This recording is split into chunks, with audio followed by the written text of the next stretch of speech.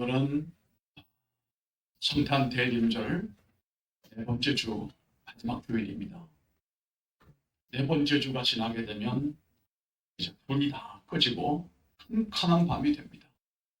그리고 이제 25일 날 이제 하늘에 빛난 별이 구세주 탄생을 알려주는 그 별이 빛나는 성탄절이 되는 것입니다. 이 성탄절은 하나님이 우리 인간에게로 임하시고 하나님의 영광이 우리 가운데 비춰지게 하시는 정말로 복되고 아름다운 그런 절기가 아닐 수가 없습니다. 우리 모두는 주님의 임재와 또한 예수 그리스도를 영접하고 구원된 우리들은 또 기다려야 할 분이 누굽니까? 재림의 예수님이십니다. 아직도 예수님의 구원을 얻지 못한 사람들에게는 구원의 초림의 예수님을 만나야 되겠고, 이미 예수님을 만나 구원된 우리들은 재림의 주님을 기다리고 사모하는 한 주간이 되기를 바랍니다. 한 해가 이제 점점 저물어져 가는 가운데 우리나라의 역사나 세계 역사는 혼돈 그 자체입니다.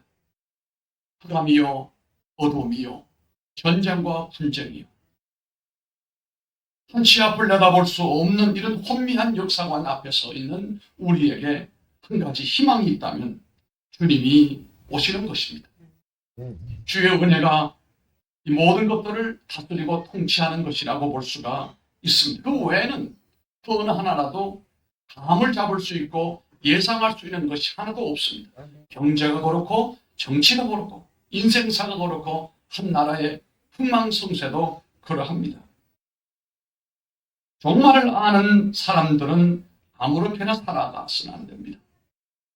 그리스도인들은 인생의 종말과 역사의 끝이 있음을 분명히 알고 있는 존재들이에요. 그것을 아는 사람은 아무렇게나 살아가서는 안 된다라고 하는 것을 알고 있어야 합니다. 신앙생활은 내가 좋아하는 것을 추구하며 살아가는 것이 아닙니다.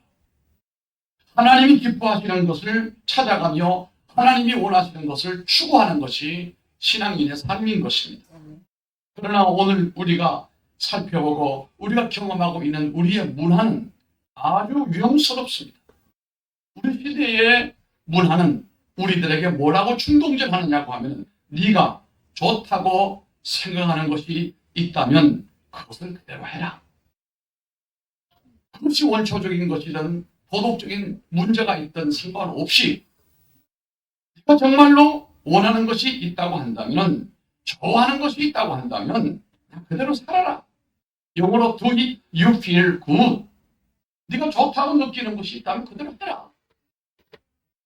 우리 시대는 절대 진리를 잃어버린 시대입니다. 그러니까 방황하는 겁니다. 절대 진리는 하나님의 말씀입니다. 로고스입니다. 이 말씀을 잃어버리고 하나님을 잃어버리니까 세계가 온통 뒤죽박죽이 되어지게 되고 길을 잃어버리고 혼돈에 빠져버리고 말았습니다. 바로 우리 시대의 문화의 핵심이 절대 진리를 인정하지 않습니다. 하늘의 하나님을 인정하지 아니하고 하나님이 주신 말씀을 인정하지 아니하고 하나님이 세우신 부모를 인정하지 아니하고 위에 있는 권세를 인정하지 않고 자기 생각의 판단대로 자기 편리한 대로 부르짖고 마음대로 살아가고 먹고 인생을 엔조이하는 것밖에는 특징지을 만한 특징이 없습니다. 뭐에 이끌리거나 가르침을 받거나 거기에 준하여 살아가는 규범 있는 삶을 찾아보기가 상당히 어려워졌습니다. 네가 원하는 것이 있다면 이게 무엇이든지 해라. 예전에는 대체로 자녀들이 뭘 한다고 하면 부모만큼 자녀를 잘하는 사람도 없어요. 어린아이 뱃속에 있을 때부터 태어나면서부터 자라나는 과정을 부모는 잘 보고 있단 말입니다. 그러면서 이 아이를 위해서 기도하고 이 아이 속에 잠재되어져 있는 능력이 무엇인지 이러면서 이 아이가 앞으로 이런 쪽으로 이렇게 하면 참 좋겠다. 이 아이에게 있어서 가장 전문적인 직견을 지니고 있는 분은 부모예요. 그런 부모가 자녀에게 넌 앞으로 좀 이렇게 하면 좋겠다. 물론 대리만족하는 부모도 있어요. 자기가 이루지 못한 꿈을 아이를 통해서 억지로 이뤄나가려고 하는 그런 왜곡된 부모도 있지만 정상적인 부모라고 한다면 이 아이의 모든 것을 다 감안해서 이런 쪽으로 하면 좋지 않겠는가. 그런데 예전에 자녀들은 대체로 부모님의 말씀에 순응을 했습니다. 지금은 그렇지 않습니다. 그건 엄마 얘기고, 그건 아버지 생각이고, 아니에요. 그건 뭡니까?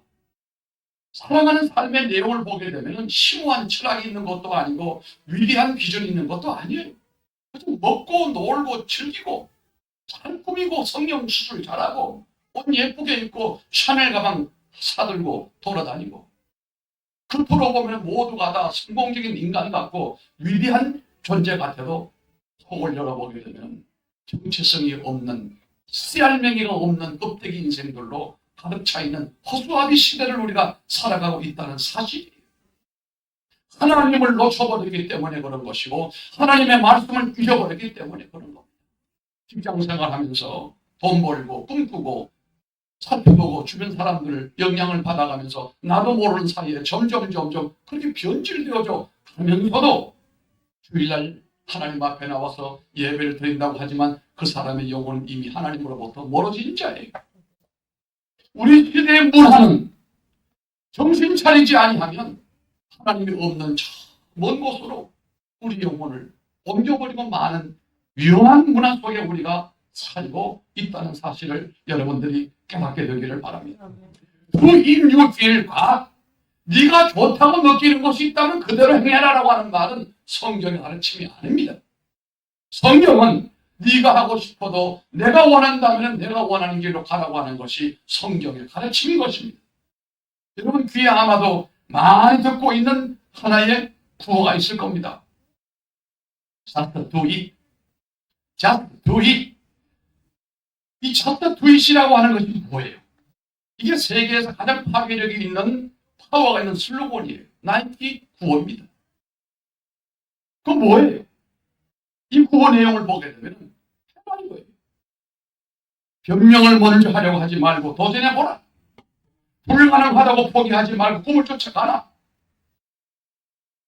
이런 의미를 담고 있는 스포츠 정신을 표현해주고 있는 중요한 슬로건이 바로 Just do it이라고 하는 말입니다.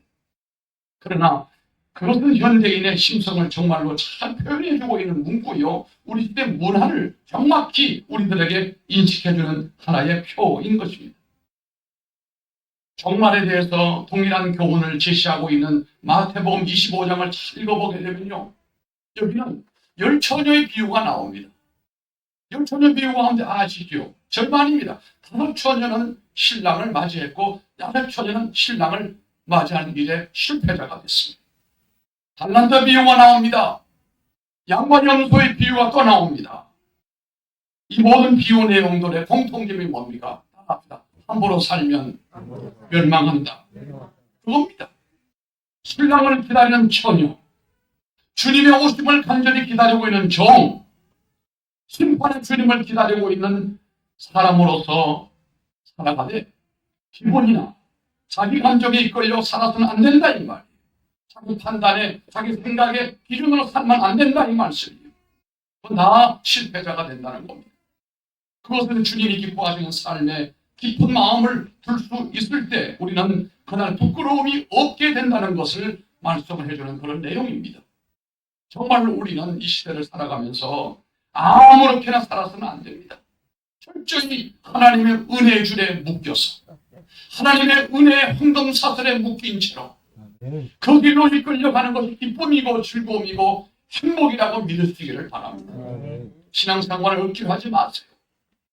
하나님 섬기는 것을 억지로 하지 말라요. 오래 못 갑니다. 분명히 기쁨으로 하시기 바랍니다. 오늘 말씀의 제목이 지금은 깨어있을 때라고 하잖아요. 지난주에도 말씀을 드렸어요. 깨어있어야 된다. 이 시대를 살아가는 대한민국의 국민들도 깨어있어야 되고 하나님 앞에 예배하고 있는 성도들도 깨어있어야 됩니다. 내 입에 밥 들어가고 내 몸에 옷 입는다고 만족하지 말고 세상을 눈 감아버리고 혼자 살려고 하지 마시고, 여러분, 내 가족들은 하나님께로 갈 수 있을까? 구원의 하나님을 만날 수 있을까? 우리 민족이 정말로 세계 선교의 금자탑을 계속해서 감당할 수 있을 것인가? 나는 지금 어디쯤에 와 있는가? 이렇게 살아도 되겠는가?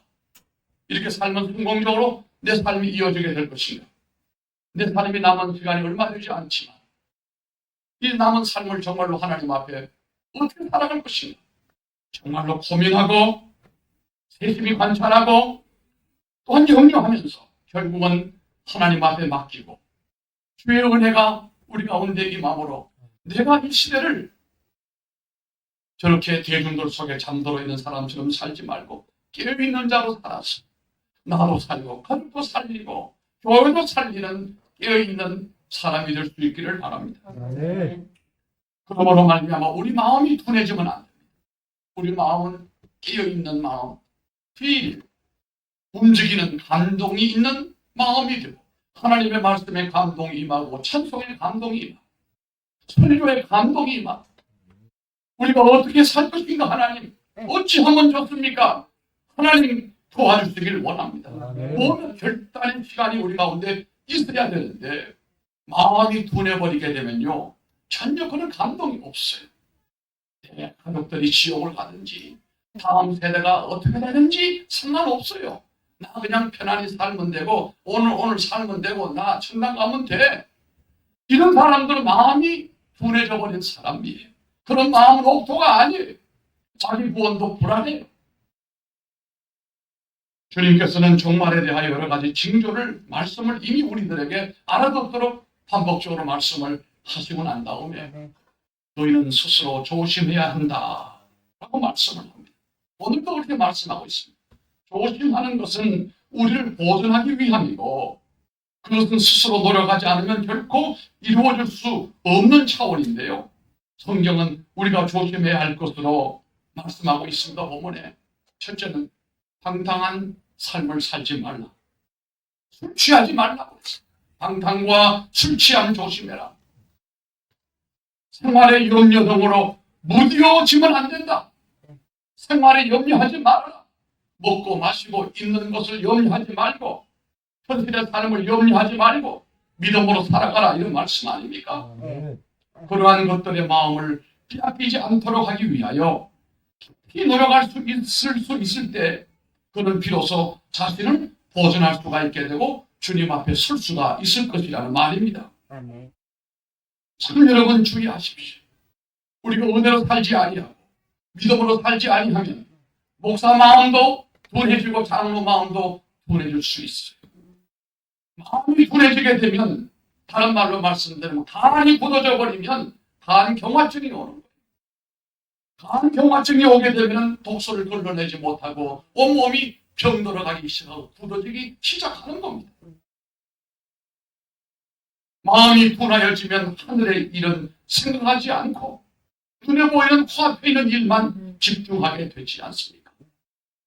주님 오심에 대하여도 마음이 둔해진 사람은 관심이 없어요. 바로 5명의 미르낸 처녀들이 그런 처녀였어요. 신랑 오신다는 것은 알고는 있지만 기름을 준비하지 못했어요. 주님에 대한 영적인 관심이 없었기 때문이었어요. 그러므로 자신을 또 점검하고 점검하면서 한 해가 지나갈수록 내가 하나님 앞에 둔해 있는 신령이 아닌가 깨어있는 사람이 되어야 되지 않습니까?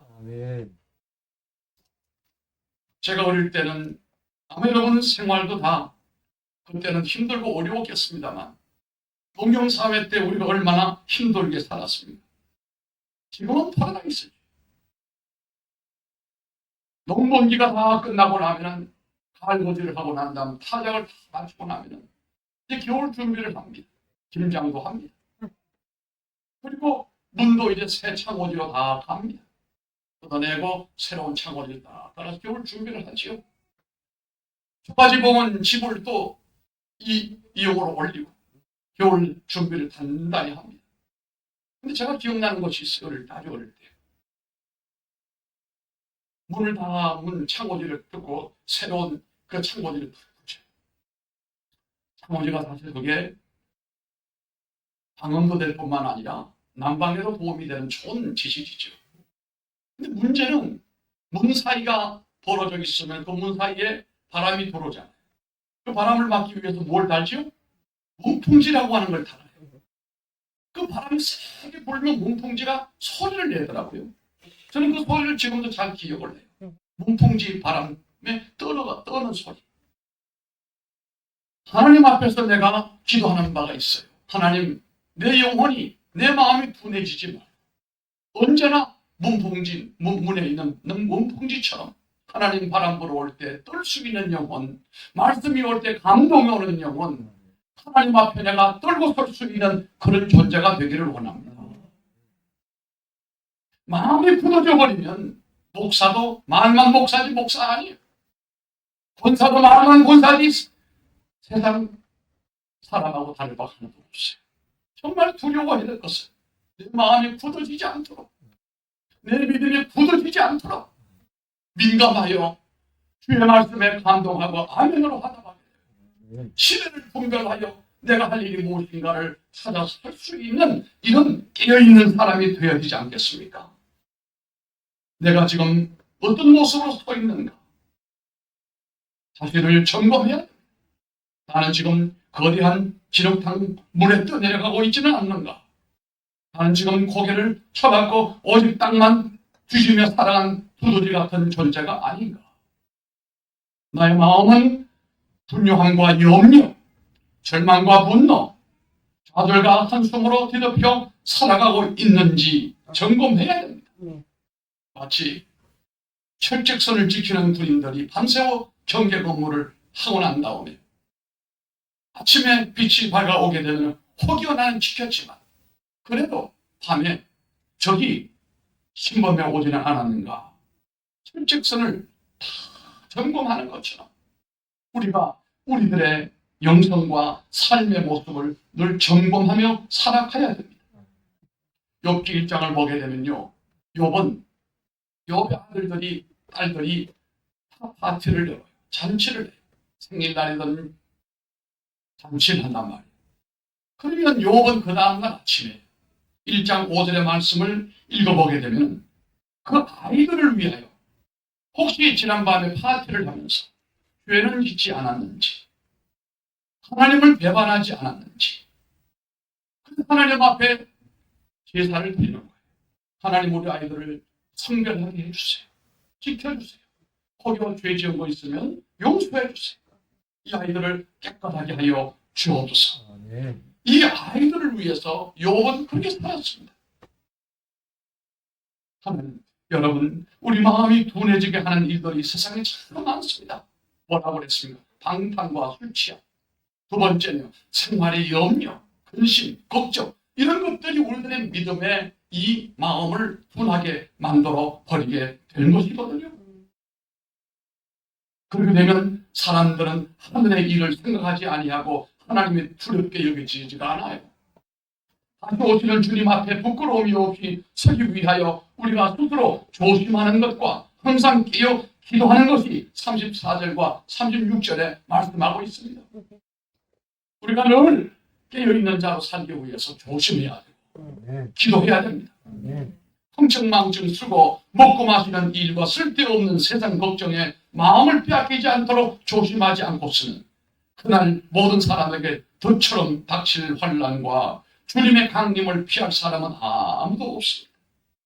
이 모든 것을, 이 위험과 두려움을 없애주기 위해서보다는 기다림의 자세를 갖고 살게 되어지게 되면 이런 모든 것들이 사라지게 된다는 것입니다.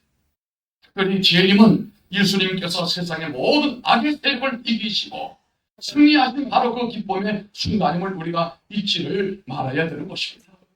여러분의 마음이, 믿음의 마음이 되어있고 부드러워 옥토같이 되어서 뿌려지는 말씀에 싹이 나고 열매되기를 바라고 기도하는 것마다 이루어지고 응답이 이루어지기를 바라고 우리 하나님 앞에 꿈꾸고 소망하는 바가 형통하게 이루어지기를 바라고 우리 하나님은요, 제가 원래 하나님께서 주신 말씀이 있어요. 1년 내내 내가 이 말씀을 가슴에 품고 기도했어요. 하나님은 사모하는 영혼에게 만족함을 주시고 주인 영혼에게 좋은 것을 주시는 분이시로다. 그 말씀을 가슴에 품고 올 한 해 저는 살아왔어요. 그런데 거짓말같이 하나님은 그 말씀대로 다 내게 채워주셨어요. 하나님은 사모하는 영혼에게 만족을 주신다. 주님 영혼에게 좋은 것을 채워주시는 분이시로다. 여러분, 하나님의 말씀에 붙들려 이끌려 기도하고 믿음으로 살아가는 영혼에게는 여러분의 마음이 둔해지지 않습니다. 늘 주님의 일에 관심을 가지고 주의 교회와 주의 나라를 위하여 기도하며 관심을 가지고 열린 마음으로 동참하는 사람에게는 그 마음이 굳어지지 않습니다. 주변의 이웃의 어려운 사람을 볼 때마다 풍휼한 마음, 자비한 마음을 가지고 어떻게 하든 저들을 도와줘야 되겠다.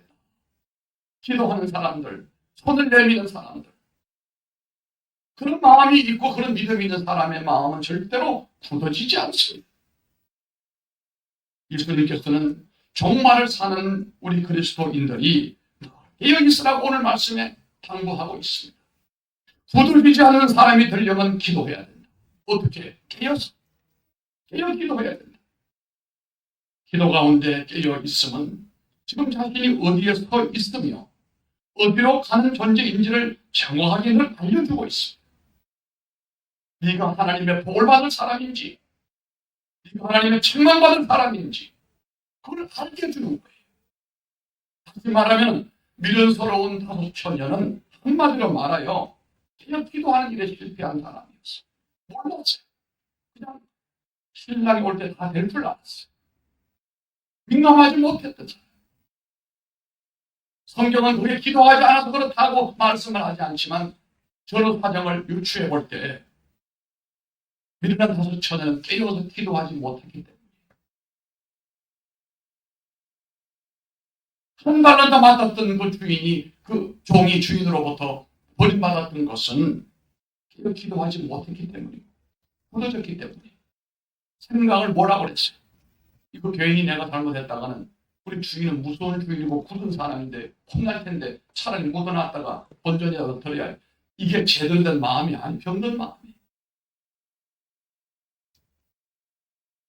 기도하지 아니하면 우리 마음이 굳어진다는 말입니다. 다시 말하면 기도하는 사람은 내가 주인이 아니고 내 주인이 따로 계시고 나는 그 주인으로부터 사명을 받은 자, 소명을 받은 사람은 살아가는 존재다. 나는 그분의 부속품이고 그분에 의해 살아가는 존재이기 때문에 그분이 내게 은혜 주시고 그분 나를 축복하시면 나는 복되게 살 수 있다고 하는 것을 믿는 사람이라고 한다면 기도하는 사람인 줄로 믿습니다. 기도하지 않은 사람은요, 모든 것의 주인이 자신인 줄 알아요. 모든 그 주권이 오토리티가 본인에게 있는 줄 착각한다는 거예요. 그러나 깨어있는 사람, 내 주인은 따로 계신데 하나님이시다. 네. 나는 그분의 말씀대로 움직이는 주의 종이고 주의 백성이다. 라고 하는 것에 대하여 전혀 큰소리하지 않습니다. 정확히 아멘 그렇게 말하는 사람입니다. 따라합시다. 나는 주인이 아닙니다. 나는 종입니다. 할렐루야.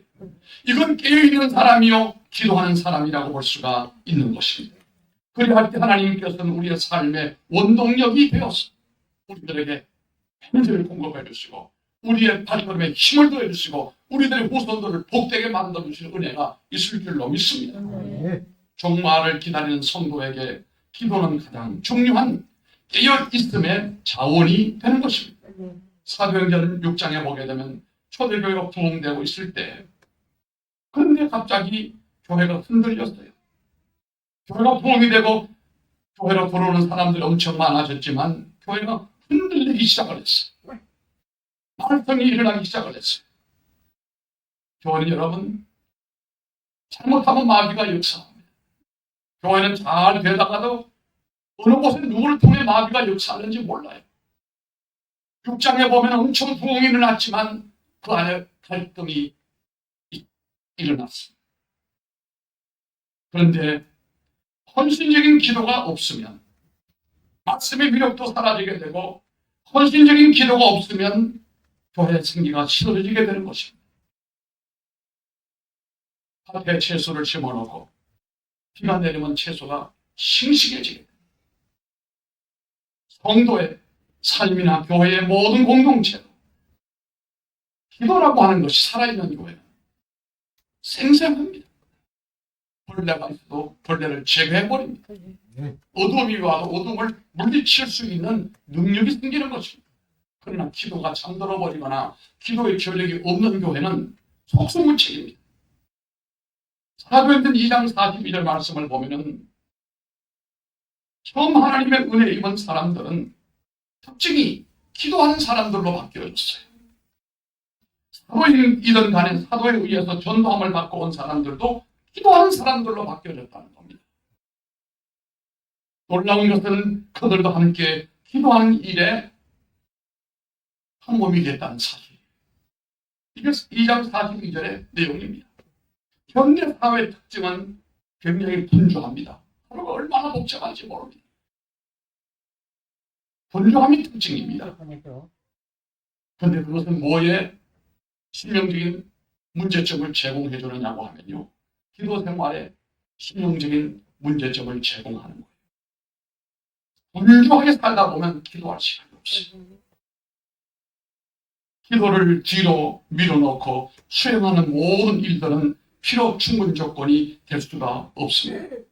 기도는 그 무엇보다도 앞서 수행해야 할 사역임을 여러분 잊지 말기를 바랍니다.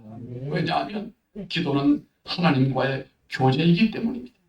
하나님을 멀리하고서는 될 일이 없습니다. 하나님을 가까이 함이 따라합시다. 내게 복이다. 아멘. 참 힘들고 분주하죠. 그 대표적인 예로 수요일 날 제가 보면 분주해요. 직장 가야 되고 늦게 끝나고 피곤하고 집이 멀리 떨어져 있고 충분히 이해가 됩니다. 그러나 한 가지 내가 이해하지 못하는 것은 그럼에도 불구하고 하나님을 가까이 하면 내게 복이라고 하고 그 줄을 놓치지 아니하려고 매달릴 수만 있다면 좋을 텐데 저는 예배라고 하는 것에 중독된 사람보다 더 무서운 사람이에요. 난 예배를 놓치지 않아요. 어딜 가도 내가 정말로 피치 못해서 못 오면 내 강단을 설 수는 없었는지 모르겠지만 웬만하면 나는 예배는 나는 놓치고 싶은 마음이 없어요. 이 자리를 하나님이 내게 주셨는데 이 자리를 내가 누구한테 맡기고 싶은 마음이 거의 없어요. 왜냐하면 이게 내 사명이고 내가 서 있을 자리이기 때문에 예배라고 하는 것이 하나님과 나 사이의 관계이고 그 통로를 통하여 하나님께서 나를 붙잡아 주시고 나를 이끄시고 복된 길로 열어주시는데 그걸 내가 어떻게 양보할 수가 있겠습니까? 바쁘지요. 수요일 바쁘지요. 양보할 수가 없다. 그럴 때는 제 아내하고 둘이 있어도 난 하겠다는 거예요. 안 와도 좋다. 저도 생각을 해보죠. 야, 이거 수요일 날 예배를 다른 교회처럼 낮 시간으로 옮기면 어떨까? 낮 시간에 옮긴다고 뾰족한 수가 있겠어요? 분주한데. 똑같은 거 아니겠습니까? 그러나 어떤 상황 안에 놓일지라도 내가 하나님을 가까이 하려고 하는 그런 열정만 있다고 한다면 아무리 세상은 분주하고 요란해도 내 영혼은 살아날 줄로 믿습니다. 사도행전 6장에 나오는 말씀을 보면 사도들이 교회의 위기 앞에서 교회가 갈등을 일으키고 분쟁이 일어났을 때 사도들이 결정내렸던 결심이 있습니다. 한번 따라해 보실까요? 기도와 말씀 전하는 일에 전무하리라. 기도하는 것과 말씀을 전하기 위하여 내가 이 일에 전념하리라. 그랬더니 교회가 잠잠해졌어요. 여기 전무한다는 말은요, 프로스카라테레오라고 하는 말이에요. 프로스카라테레오라고 하는 말은 끈질기게 계속한다 이 말이에요. 이것은 사도들이 확고한 결심을 우리들에게 보여주고 있는 겁니다. 오늘 교회에는 거룩한 대용품들이 많이 있습니다. 이것의 마음을 빼앗길 때 교회도 흔들리고 여러분의 삶의 가정에도 흔들리고 여러분 자녀들에게도 흔들립니다. 하나님의 거룩함을 대용할 수 있는 대용품들이 많단 말이에요. 그러므로 경각심을 가져야 됩니다. 오늘이라도 주님이 다시 오신다고 하더라도 나는 지금 이대로 괜찮은가? 나는 이렇게 살다가 주님이 오셔도 부끄러움이 없을까? 자신을 점검하고 또 점검하고 끼어 있어야 지혜로운 다섯 처녀가 되는 것이고 5달란트와 2달란트 맡은 사람이 되는 줄로 믿습니다. 제가 설교 시간 시는 별로 안 인용하지만 내가 이번 주에 읽었던 시 가운데 까마귀의 길이라고 하는 유안진 시인의 시를 하나 여러분에게 소개하려고 합니다. 어두워야 보인다지, 눈을 감고 기도하는 까닭이라지, 토굴 속에 들어가서 도 닦는 까닭이라지, 하늘의 달도 밤길을 더 잘 가는 까닭이라지, 선견자 중에 맹인이 많은 까닭이라지, 영험할수록 한수가 많은 까닭이라지, 불을 끄고 눈마저 감아야 대낮에 이런 길도 찾아낼 수 있다지. 기나긴 캄캄 어둠, 깊고 깊은 캄캄 밑바닥에서 찾은 길을 잃지 않으려면 여름도 겨울보다 춥게 살아야 한다지. 역설적인 시였어요. 돌아보면 우리 모두는 너무 말을 많이 하고 살아요. 너무 많이 주워 담고 살아가는 존재들입니다. 너무 많이 먹고 살아요, 우리가.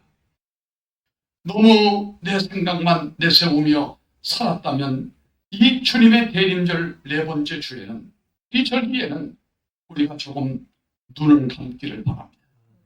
입을 좀 닫으시길 바랍니다. 그리고 주님을 향해서 눈을 좀 더 뜨기를 바랍니다.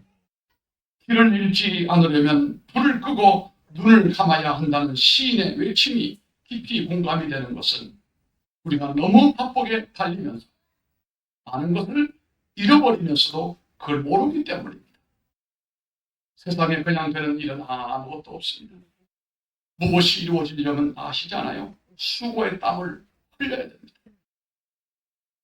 자신을 세우려는 경각심이 없이는 결코 우리의 믿음 생활이 세워지지 않고, 주님의 재림은 결산의 날이요 인류 종말의 날이며 새하늘과 새 땅이 열리는 시간이기도 한데, 우리는 그날을 바라보며 오늘 여기서 우리는 나그네로 살고 있으며 도류민으로 살고 있다는 사실을 확실하게 인정을 하고, 우리가 이 땅에 살고 있지만 영원히 이 땅에 속한 사람이 아니요, 우리의 주소는 하늘에 있음으로 말미암아 하늘에 속한 사람이기에 언젠가 주님이 나를 오라고 하시면 이 세상 다 버리고 내 본향 찾아가는 존재라고 하는 것을 확신하기를 바랍니다.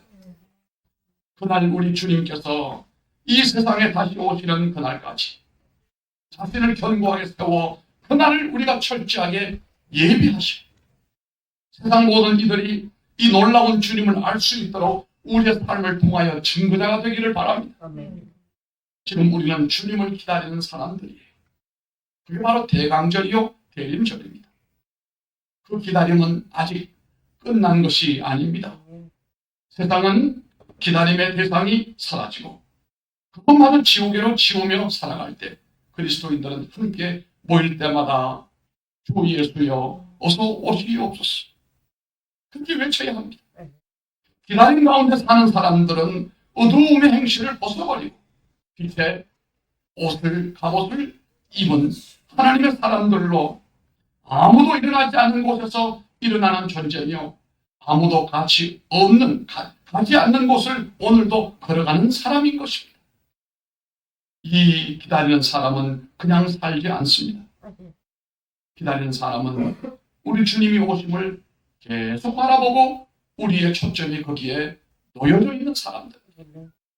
이번 성탄에 구원이 필요한 사람은 구원의 은총으로, 재림의 주님의 은혜가 필요한 사람은 재림의 은총이 여러분 개인과 여러분 가정에 우리 교회 위에 충만케 되기를 주님의 이름으로 축복합니다.